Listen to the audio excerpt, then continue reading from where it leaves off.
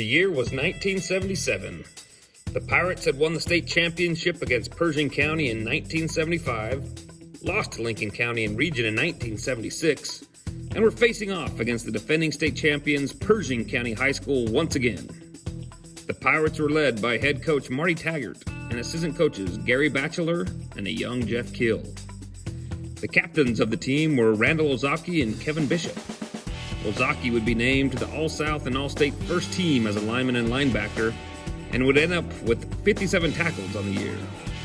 Bishop would be selected as a first-team All-South defensive end and second-team All-South tight end. The Pirates had 9 players selected to the All-South football team, 7 on the first team, and 4 that would be selected to the All-State football team. Shannon Yeda was a first-team All-South quarterback.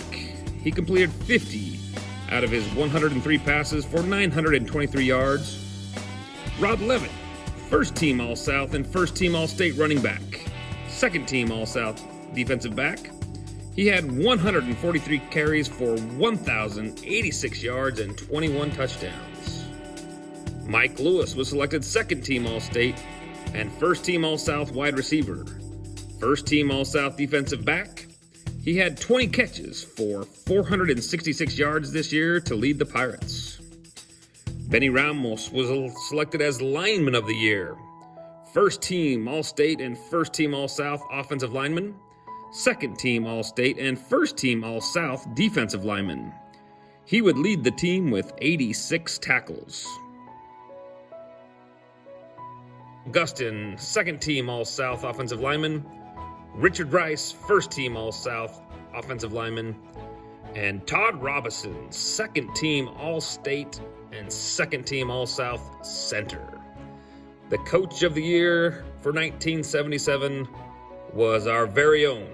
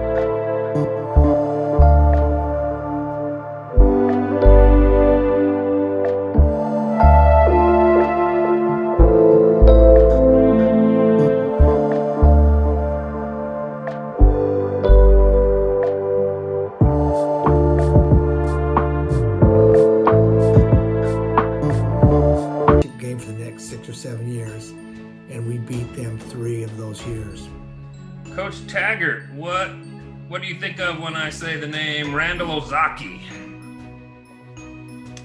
Quick.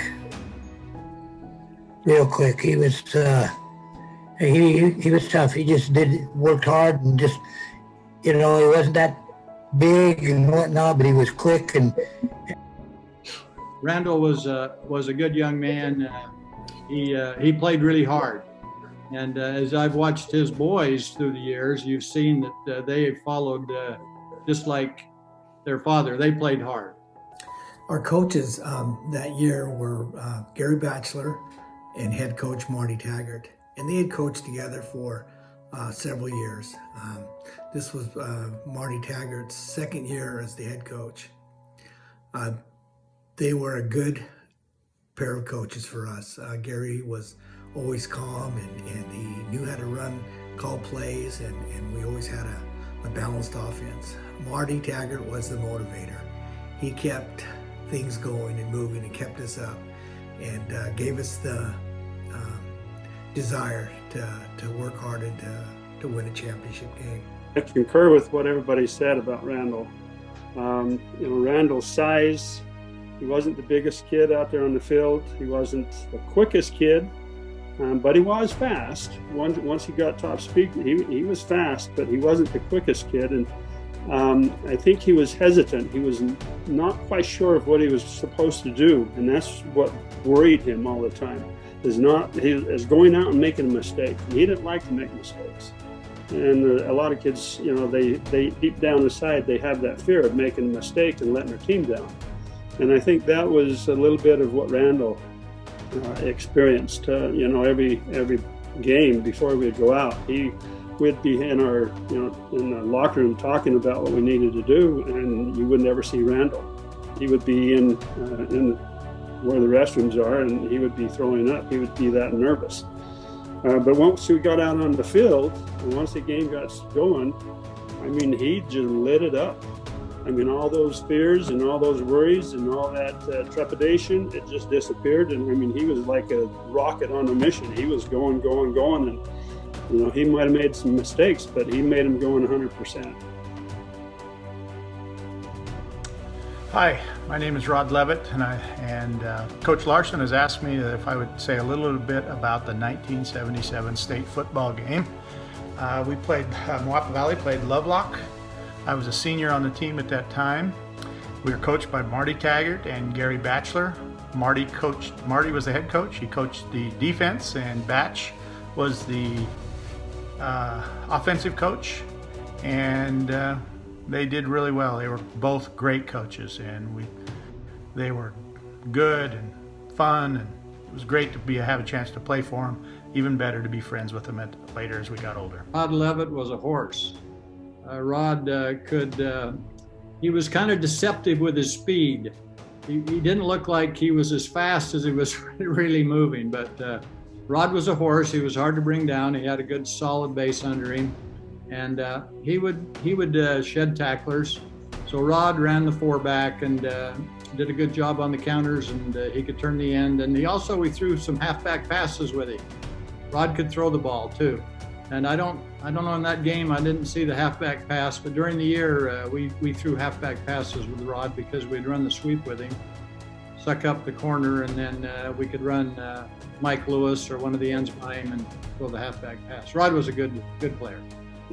For those that watched the game last week with Steve Jensen, he's a Steve Jensen on that football team on defense. He would always he would find the football, he would get to the football, and he made a large portion of the tackles. If our D-line did not make the tackle, Rod Leavitt was on the tackle. He was a really good football player. He had a football mind. He had the instincts. He could tell pretty much by reading where the play was and where the ball was going, and he would be there. Great player. In lieu of Rod, I'd like to tell you something about Rod. Yeah. Rod was it his sophomore year that he fell out of the truck back? Yes. Wasn't that his sophomore year? Fell Out of the back of a truck. Yeah, broke his neck. Back of a truck running around, he broke his neck.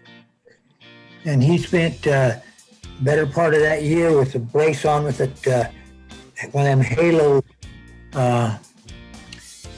bolted into his head, and we weren't sure he would ever play football again. And he just kept working hard and whatnot, and when he came back, he was the back of the year in the state of Nevada his senior year. But he overcome a broken neck, so he overcome some adversity, but he never wavered on his focus or his abilities to work. Just talk first. Kevin was my next door neighbor where we lived. Kevin lived right next door. Kevin was a fun-loving kid who just loved to have fun and enjoy whatever it was. And it didn't matter whether it was football or in school or whatever, he just loved to have fun. And I think for him, football was just a lot of fun. And he played hard. He was smart. He was a smart kid. And he just enjoyed the game. Yeah, Kevin was a good, and he deserved to be the captain because he was a good leader. He led the kids, and they looked up to him and whatnot. But he was always front and center, and he made plays at times when he had to make plays. But dad said, hey, he wasn't afraid to mix it up with anybody, and he did, and he was a good asset and a good leader to the kids. Randall Ozaki was a really good football player, quick and feisty. Him and Kevin Bishop were our captains. They would get us motivated, but they liked to mix it up down under the pile, and they played till the whistle blew, plus a little bit. Hello, my name is Mike Lewis. I played on the 1977-78 state championship football team. My number was 31. I was a right side wide receiver and a right side defensive back. I also returned kickoffs and punts. I shared those duties with Todd. Mike was a hustler. Mike just hustled. That was his middle name. And he wanted to put out whatever he had on every play. And he was just driven by, hey, no one's going to out-hustle me. No one's going to work harder than me.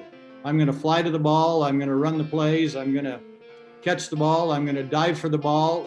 He would sacrifice his body for plays, and that was his mentality, and that was his makeup. And so Mike was a good player for us, and he was a good defensive back, and had some interceptions. He was a good player. I remember the name of the play was a flea flicker. You guys remember the flea flicker that we do? And Mike, it was so amazing how high that guy could jump. He was just so athletic, you know. And so he'd just run a little flat pattern, and I'd follow along behind him, and he'd jump up and just flick it to me as I went by. And we wouldn't run it very often, but it seemed like every time we did, it was good for 15 or 20 yards. But Mike was an amazing athlete. The guy, every sport, it seemed like he excelled in. Coach Taggart, I'm going to go to you for this next one because I know I've seen his name up on the wall for wrestling. He was a state champion all 4 years in high school. Phil Sprague. Tell me about Phil. Well, Phil wasn't real big, but he was. Phil was quick and he played hard, and he was a good football player. He gave you everything he had, and he wanted to be better, and he wanted to be the best he could be, and he really succeeded at it. Todd worked hard. He had an older brother that played for me, just John, and he was just really a good player, just awesome. And Todd moved in there as a sophomore. We needed some backup, make sure he had some help. He ended up being a real good offensive center. He started playing linebacker and did a really good job for us. I remember Jeff because he was fresh out of playing college. He was a big guy, and he was a pretty dominant force playing in college that he brought kind of a little wow factor, if you will. And I think he's nothing but grown over the years to evolve. You talk about, I look at, and I had the opportunity to coach with these guys at the high school, the smarts and the mastermind, and Keel definitely from a defensive side has evolved over the years to one of the best that there is. He was a sophomore that came up. In our program, it doesn't matter whether you're a freshman or a senior. If you work your heart out and you show that you can get the job done, we put them on the varsity. And we had a couple of freshmen over the years play as starters as freshmen. And so when we called Todd up, at first, he was a little hesitant, and so he kind of sat back a little bit. As Marty said, hey, if you're not going back down, but if you want to play, that's up to you. And so he worked. He decided, hey, I don't want, to be up here and just sit around and do nothing. So I might as well play, and I might as well work hard, and that's what he did. And so he became a great player for us, not just that year, but the 2 remaining years after that. And then later on, we called him in, and now he was a coach, on the varsity for several years. So, great man. It was a lot of fun to reminisce and watch this video again. Didn't remember it quite being this grainy back then, but now comparing it to today's technology, which is a big difference. State championship game was at home, and back in those days, it was just the top team from the north and the top team from the south, and you just alternated between sides. Comes Moapa in 2x2, 2x2, walking across wherever the baseball field is, just walking across there. And that still today is how our boys walk to the football field, 2x2s. Did you guys start that, or was that before your guys' time? I guess it probably come from a college game I was in. I never did do what the college did to me. We was down when I was in college playing. We played a school called Taft College down in California. We were out there on the field warming up, and all at once over the PA system, the song "If I Had a Hammer" came on. The PA system blasted, and out come all these Taft College players. They were big anyway, but they had a big nose guard, big half-American guy, weighed about 310 pounds, and nose guard nonetheless. But he come walking out, and they just serpentine through our lines, just like that, just intimidating us. So I never did do that, but I figured if you marched out and acted like you was a organized big old team, that maybe that'd work.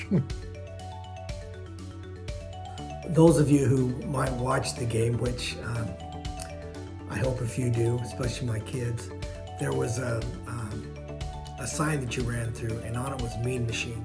And that came from a movie, The Longest Yard, that was made in 1974. And I happened to wear a t-shirt to practice one day that said Mean Machine on it. And that's where we got the nickname. We just kind of adopted it based on the movie and how entertaining it was.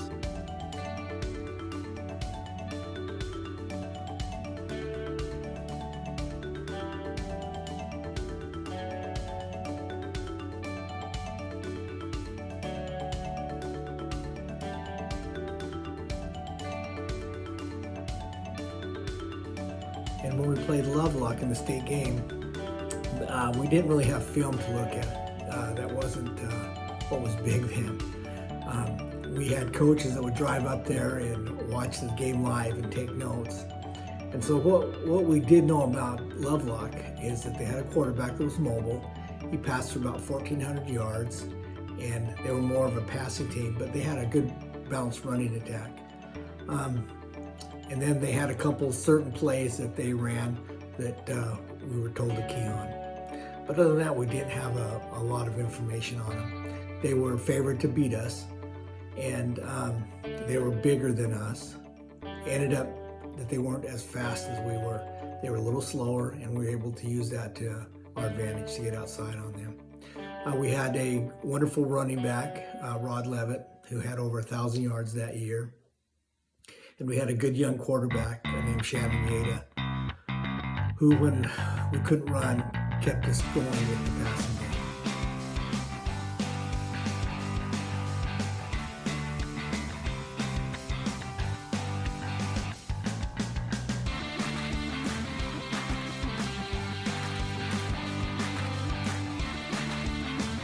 Valley reverse on punts and kickoffs that, with a 2 cross, and you'll hand it off or not. But, I'm watching the film, and here we are doing that Moapa Valley reverse. Did you guys bring that, or was it there before you guys? Grant Bushman ran that when I first came to Moapa.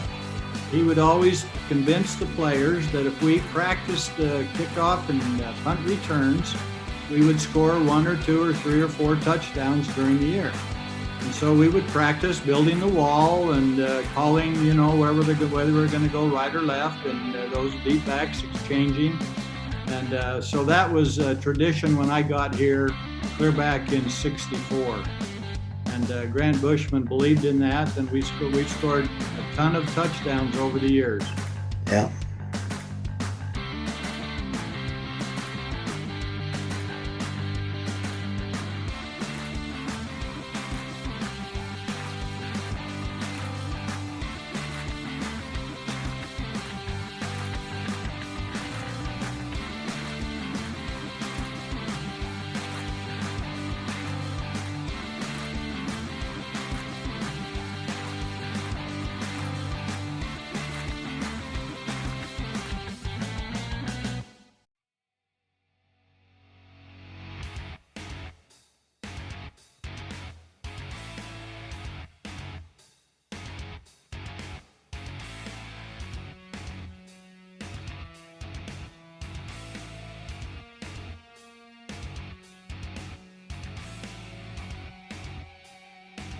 they called a sideline pass where I go down and out.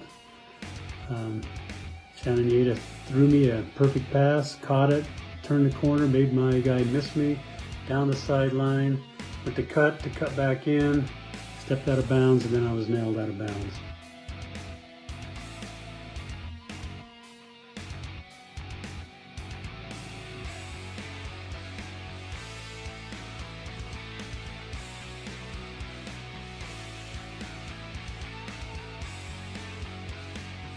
Ever since I got to Moapa, the culture of winning championships was a real thrill for us.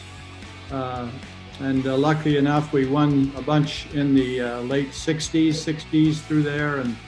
And so as these players came on, I think growing up as young men, they saw what could happen at Moapa with the opportunity to win state championships.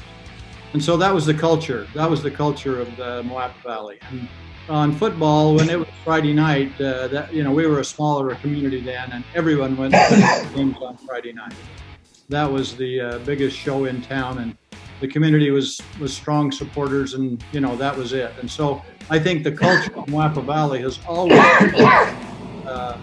support the Pirates, and let's get on with it, and let's win some state championships.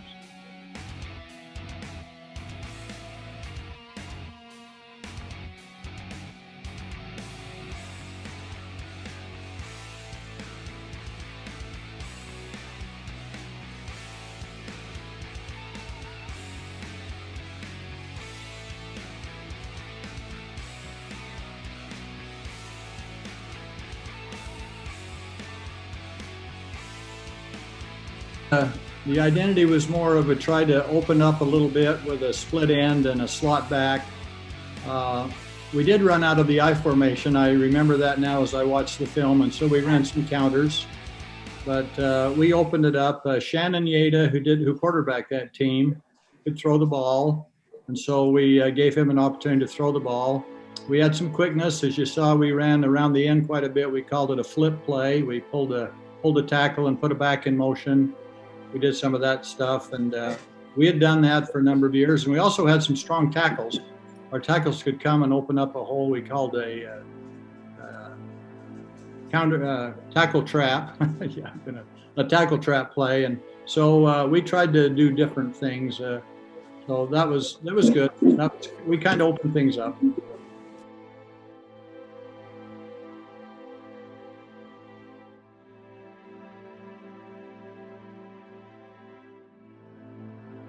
This is a split right fly pattern. So I split out, just fly straight down the field. Shannon Yeda threw me a perfect pass again. I catch it. Two guys tackle me on the 1 yard line. Almost made it. The next play, Wayne Filipinas punched it in for a touchdown.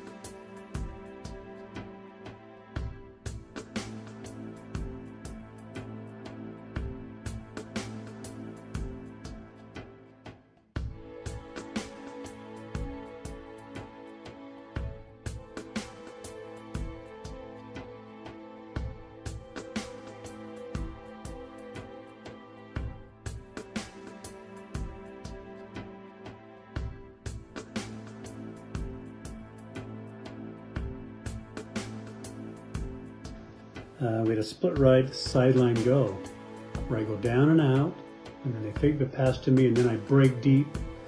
I jumped up and caught it, tried to get my foot down in bounds, and just landed on the line.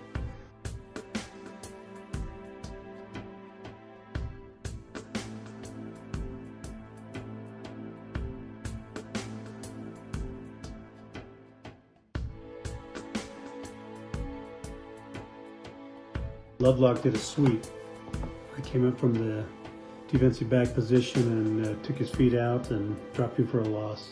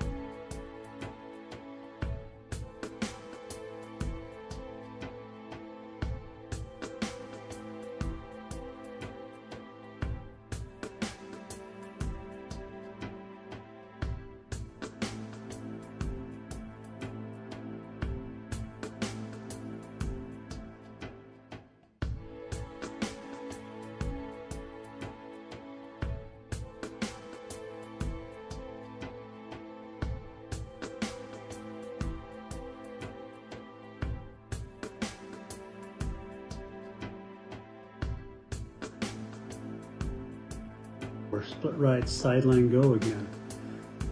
Just sideline go, which means I just sprint down the sideline and he throws it. I was wide open in the outside. He threw it too far to the inside. I cut back, I dove, got my fingers on it, but I just couldn't pull it in. This play haunts me today. I think about this play all the time, the one that I thought I should have been able to catch, even though I could only get my fingertips to it.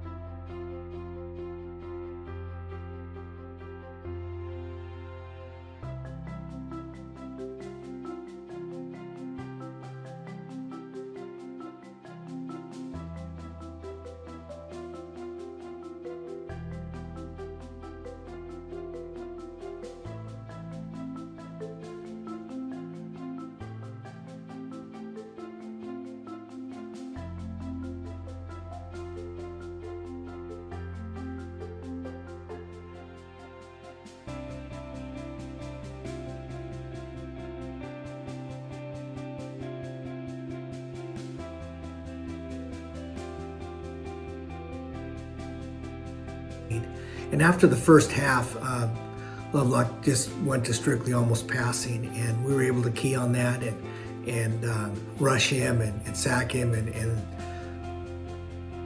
put him off balance, where we had, I think, 3 or 4 interceptions that game.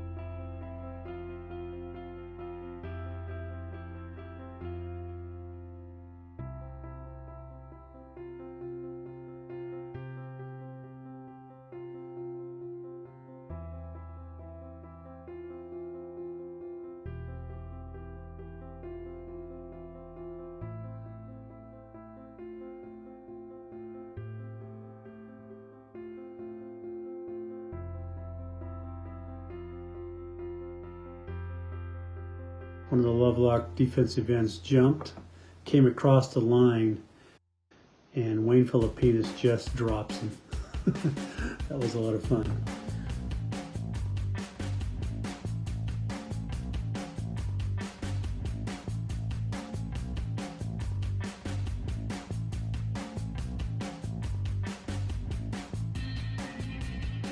Some of the guys that played on our team, I think, let's see, Todd, Robison, and Shannon Yeda were sophomores, and they both started, Todd started both ways, and as a center on the offense and linebacker on the D. Shannon was our quarterback. And then we had Randall, Ozaki, and Greg Turner was our guards. Benino Ramos and Russell Gustin and Jan Newman played the tackles. Kevin Bishop and Mike Lewis were the ends, and then I was the tailback, and Oscar Mora was the fullback, and Joel Dominguez was the two-back.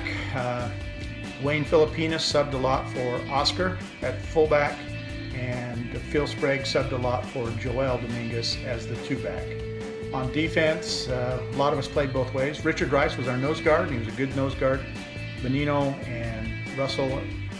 Ramos and Russell and Jan traded out at the tackles. Defensive ends was Kevin Bishop and Oscar Mora. Linebackers, Randall Ozaki and Les Davis. Brad Barnes filled in for Les later in the year. And then Todd Robison and myself as a defensive back. Mike Lewis as a defensive back. And let's see. Armando Zubia played the safety. So.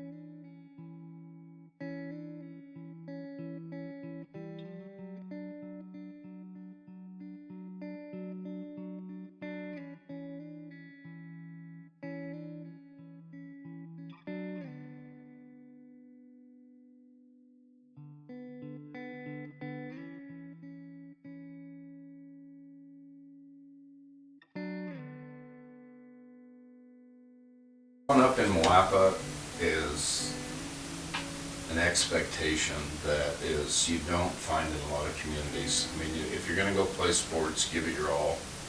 I think the community, the unity in the community, the support that the community gives the athletics has lived on for generations. And, you know, it may have started with a bunch of farm kids back in the olden days, but truly Moapa has a tradition that it's just unmatched with anybody.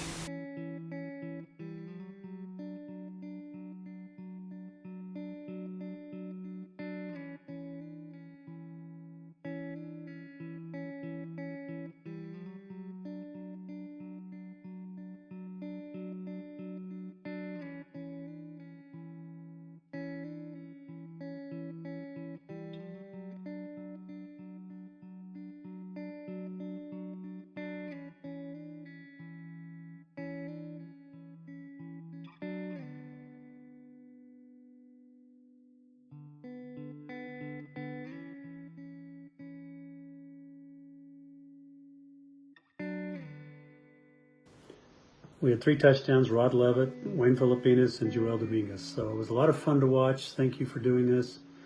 And it was good to watch. Bye. It was a great thing to win for us 43 years ago.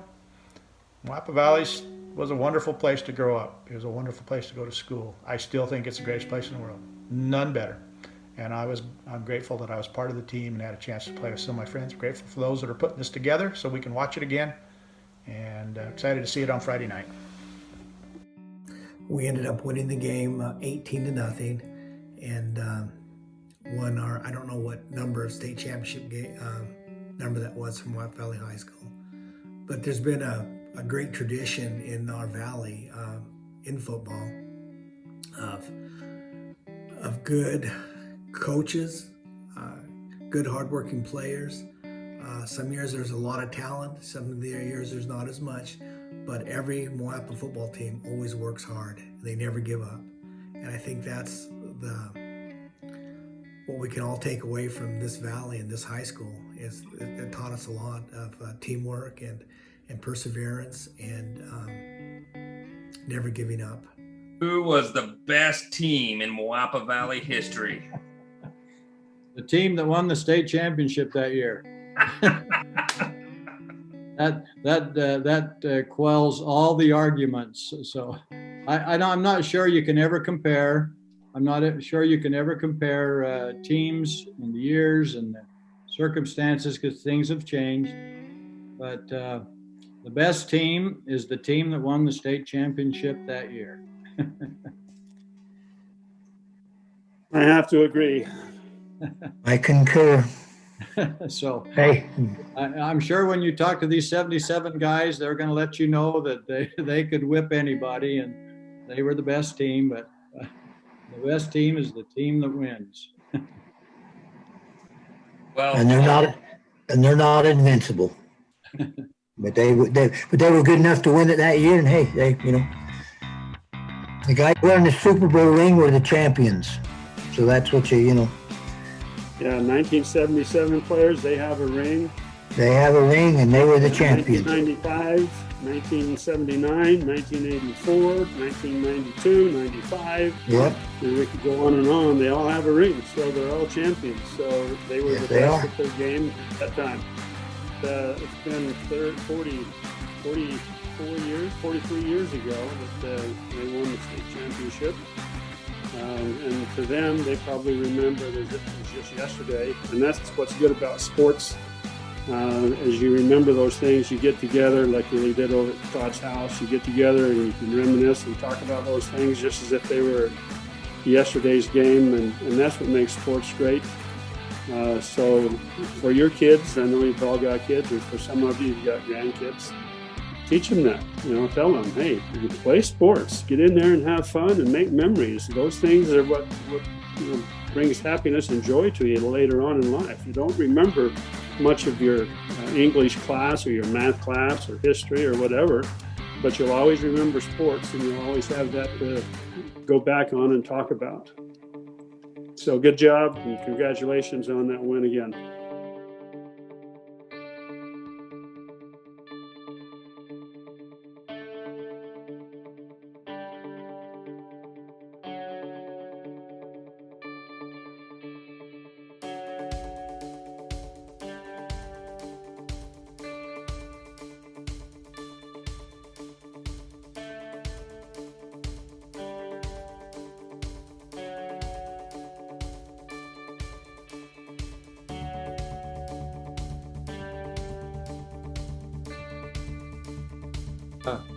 I think it's great to congratulate champions.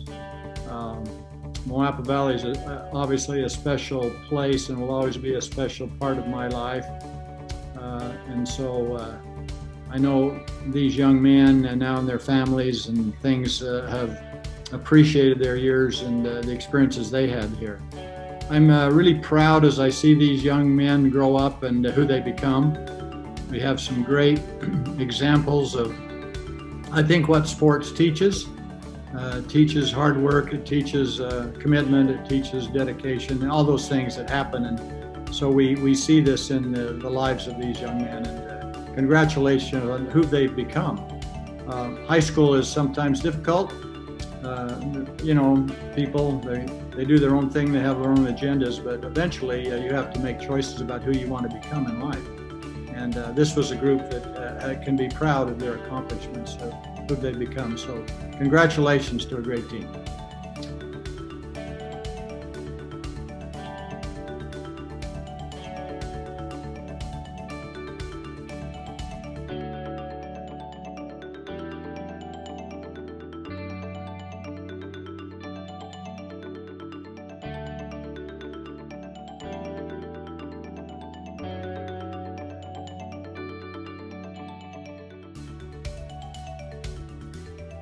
You guys all hit on it. You know,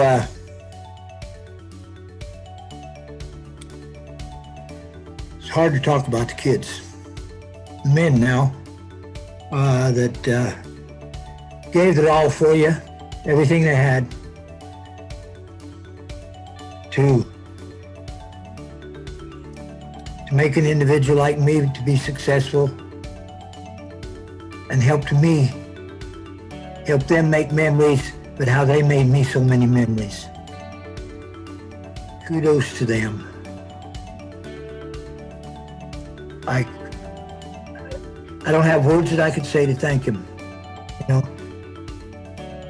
I can tell a story about each and every one of them. You know, and those were memories made that nobody can take away from me, and nobody can take away from them. We earned those through blood and sweat and everything else. And I just want to congratulate them on the successes that they've accomplished then and the successes that they will accomplish throughout their life and in the future. And good luck to them. Thanks, guys. Appreciate you.